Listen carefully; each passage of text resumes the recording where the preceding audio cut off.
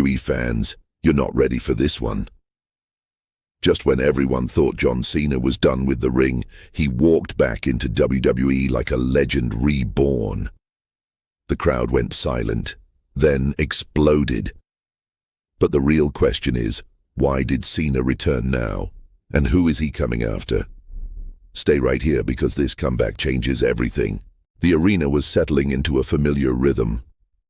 It was midway through the show, that strange twilight hour where the energy usually dips. A mid-card match had just ended in a predictable disqualification, and you could feel the restlessness in the stands. Thousands of people were checking their phones, heading for concessions, or just waiting for the main event. The commentators were filling dead air, talking about next week's rumors, their voices blending into a hum of background noise. It was the sound of complacency. Nothing felt special tonight. It was just another Tuesday, another city, another show that felt like it was going through the motions.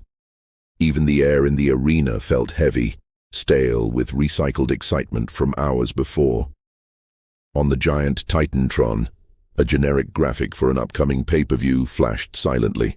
But if you looked closely at the faces in the front row, you might have seen the first ripple. A security guard near the entrance ramp suddenly stood a little straighter, tapping his earpiece with a confused frown. The camera crew, usually relaxed during commercial breaks, began frantically repositioning their heavy rigs toward the stage. They knew something the crowd didn't. There is a specific kind of electricity that hits a wrestling arena right before history happens. It's not a noise, it's a total absence of it. A vacuum. For a split second, the collective breath of 20,000 people hitched. The mundane noise of the arena died instantly, replaced by a confused, heavy anticipation. They didn't know what was coming, only that the script they thought they knew was about to be shredded. The lull was over. The storm was about to break, and nobody had an umbrella. Then, the first note hit. That familiar brash trumpet blast that has defined a generation of sports entertainment. It didn't just play over the speakers, it felt like it physically shoved every person in the building backward. For one agonizingly long second, nobody moved. It was as if their brains refused to process the audio cue. Was it a mistake? A video package? But then, he walked out, John Cena. In the flesh. Not a satellite interview via Hollywood, but right there on the steel ramp. The noise that followed wasn't cheering. Cheering is too small a word. It was a guttural, primal roar that shook the floorboards.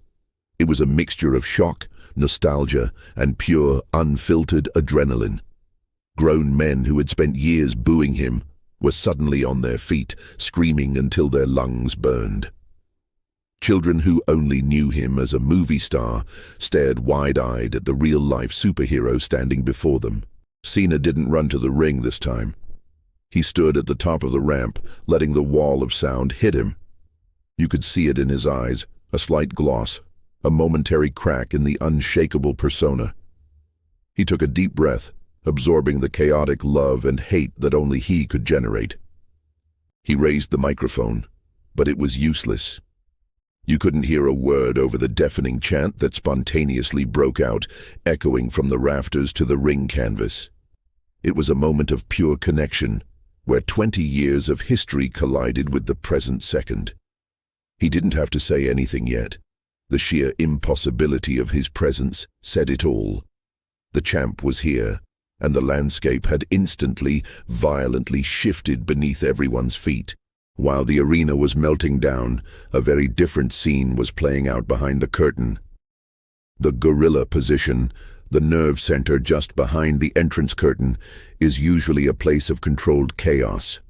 Tonight, it was frozen. Wrestlers who were currently at the top of the card, men and women holding championship belts, huddled around the small monitors.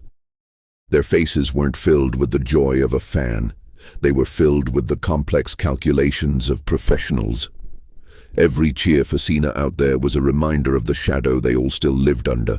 One young superstar, tapped to be the next big thing, leaned against a travel crate, his arms crossed tightly. He watched the screen with an unreadable expression. For him, Cena wasn't just a returning hero. He was a sudden, insurmountable mountain placed directly on his path to the summit. The air backstage shifted from camaraderie to intense competition in seconds. Cena's return didn't just mean more ticket sales. It meant less TV time for everyone else. It meant the main event spot just got taken. You could see the veterans nodding with begrudging respect. They knew the work ethic he brought. But the younger talent? There was fear in their eyes. They were suddenly realizing that to be the man, you still had to beat this man. The locker room is a fragile ecosystem of egos and hierarchies. Cena walking back in was like tossing a boulder into a calm pond. The ripples were immediate. Alliances were already being silently re-evaluated. If you weren't allied with him, you were in his way. And nobody, historically, stayed in John Cena's way for long without getting run over. High above the arena, in the production trucks, the carefully planned script for the next 3 months was being digitally deleted. Writers were frantically typing on tablets, their faces pale under the glow of dozens of monitors. "Why now?" one producer muttered, ripping up a run sheet. This wasn't a planned segment. The secrecy was absolute. Only 3 people in the entire company knew this was happening, and they had kept it airtight. The return threw every current storyline into disarray. The meticulously crafted villain who was supposed to run unopposed for months now looked small. The underdog hero's journey suddenly felt less important. They had to pivot, and they had to do it live, while the show was still on the air. Through the headsets, the director's voice was tight, but exhilarated. They had lightning in a bottle, but they had to figure out how to hold it without getting burned. They needed an opponent, a storyline, a reason. They couldn't just have him wave and leave. The creative team knew the stakes. A botched Cena return could feel like a cheap nostalgia act, but done right, it could define the next era of the company. They were drawing up lists of names, potential rivals who could stand toe-to-toe with him on the microphone. They needed someone who wouldn't just be awestruck, someone who could channel the real-life frustration of the locker room into a compelling on-screen rivalry. The pressure in that truck was immense. Millions were watching around the world, their expectations sky-high. They had to craft a masterpiece on the fly, turning a surprise moment into a sustained narrative that would keep this explosive energy alive for weeks to come. When the cameras finally cut away and Cena walked back through the curtain, the invincible veneer dropped for just a second. He wasn't just Super Cena anymore. He was a man in his mid-40s balancing 2 massively demanding careers, feeling every bump he'd ever taken in that ring. He sat on a steel chair in a quiet corner of the backstage area, away from the eager handshakes and applause of the crew. He looked down at his hands that had held every major title, hands that had granted more wishes for sick children than anyone in history. Why come back? It wasn't for the money. Hollywood had taken care of that. It wasn't for the fame. He was a household name globally.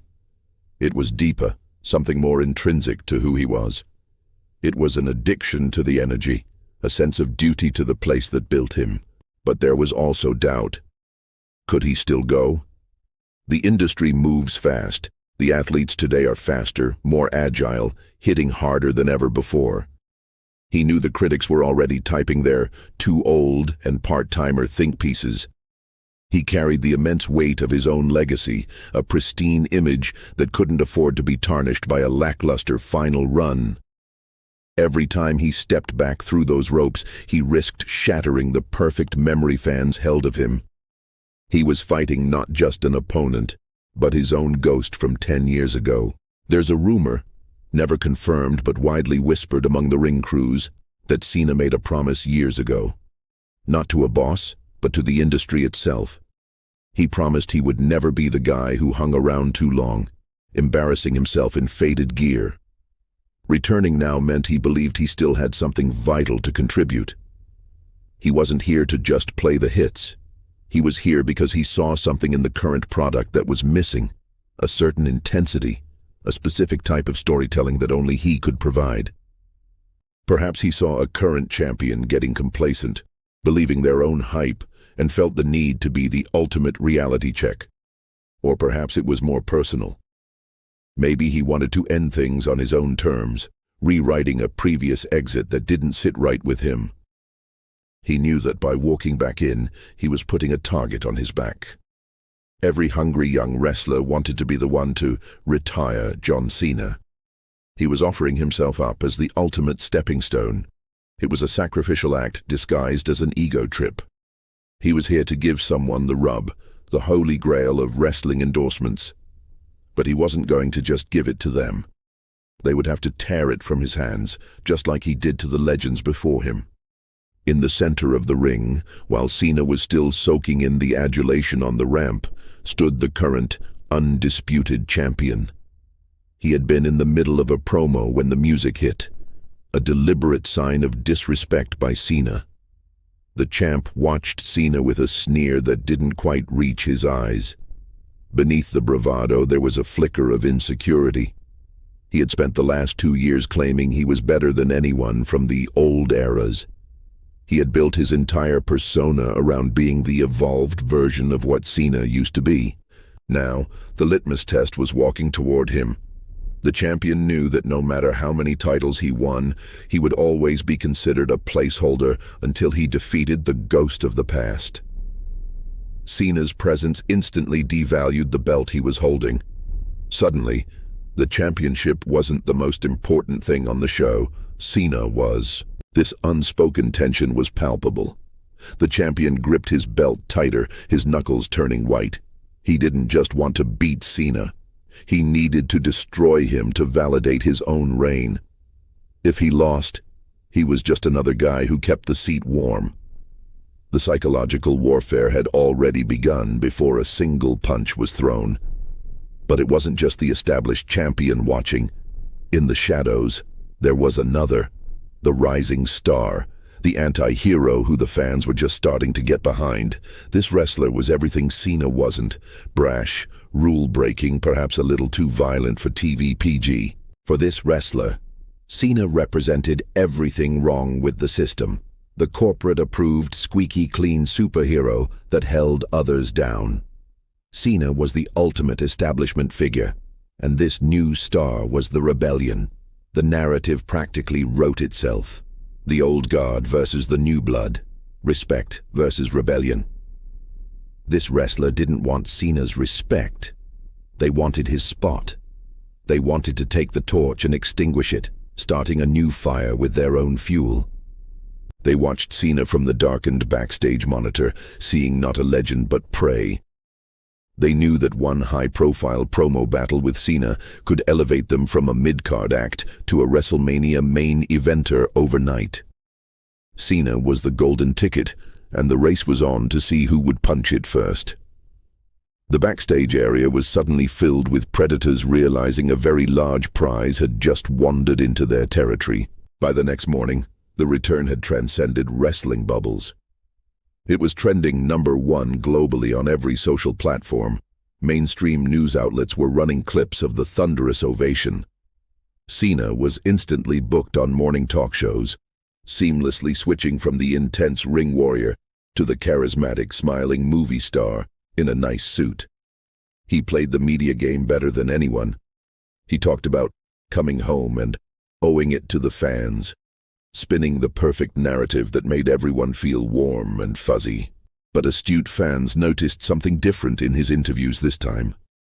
The usual unwavering confidence had a crack in it. He spoke more about time being short and cherishing these moments. It wasn't the talk of a man planning a 5-year run. It was the talk of a man on a farewell tour, even if he hadn't officially announced it yet. The media circus served as a smokescreen. While everyone was focused on the glitz and glamour of his return, Cena was using the distraction to position himself exactly where he wanted to be in the storylines. He was manipulating the chessboard while everyone else was just happy he showed up to play. And here is the twist that only became clear weeks later. Cena didn't come back for one more title reign. He didn't come back to feed his ego. He came back to lose. In the grand theater of wrestling, the greatest gift a legend can give is their own defeat. It's the final, most sacred tradition, passing the torch by staring at the lights. Cena knew that his invincibility was a resource, and it was a finite one. He had hoarded it for years, building a legacy so massive that whoever finally conquered it for good would be made for life. He had returned not to relive his glory days, but to end them. He was the architect of his own demise, handpicking the person who would benefit most from ending the era of hustle, loyalty, and respect. The fans cheering his return didn't realize they were actually cheering for the beginning of a meticulously planned funeral for his career. It was a beautiful, selfless, and heartbreaking final act. The eruption of noise wasn't a welcome back. It was a long goodbye that none of us were truly ready for.